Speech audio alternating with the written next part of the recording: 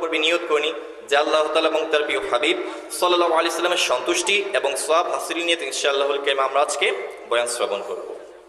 সাল্লু আলাল হাবিব সাল্লাল্লাহু তাআলা আলা মুহাম্মদ সাল্লাল্লাহু তাআলা আলাইহি ওয়া সাল্লাম। প্রিয় আসুন আমরা শুরুতে একটি ঘটনা শ্রবণ করি। মুসলমানদের দ্বিতীয় খলিফা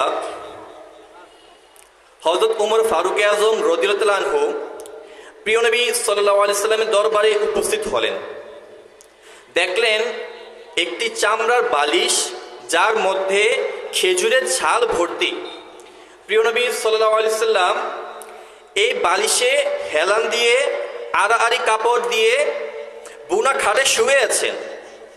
খাটে কোনো চাদর বা কাপড়ও ছিল না।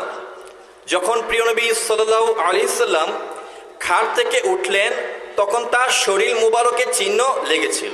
আল্লাহু আকবার।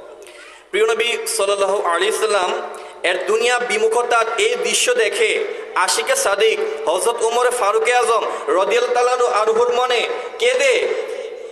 মন কেঁদে উঠল, চোখ দিয়ে অশ্রু প্রবাহিত হতে লাগলো। প্রিয় নবী সাল্লাল্লাহু আলাইহি সাল্লাম আশিকের কান্না দেখে ইরশাদ করলেন, হে ওমর, কেন কান্না করছো? আরজ করলেন, ইয়া রাসূলুল্লাহ সাল্লাল্লাহু আলাইহি সাল্লাম, আল্লাহ পাকের শপথ, আমি জানি যে আপনি আল্লাহ পাকের রাসূল। আল্লাহর দরবারে আপনার অনেক উচ্চ মর্যাদা রয়েছে। আপনি কায়সার ও কিসরার অর্থাৎ রোম ও ইরানের বাদশার চেয়ে অধিক বেশি সম্মানিত।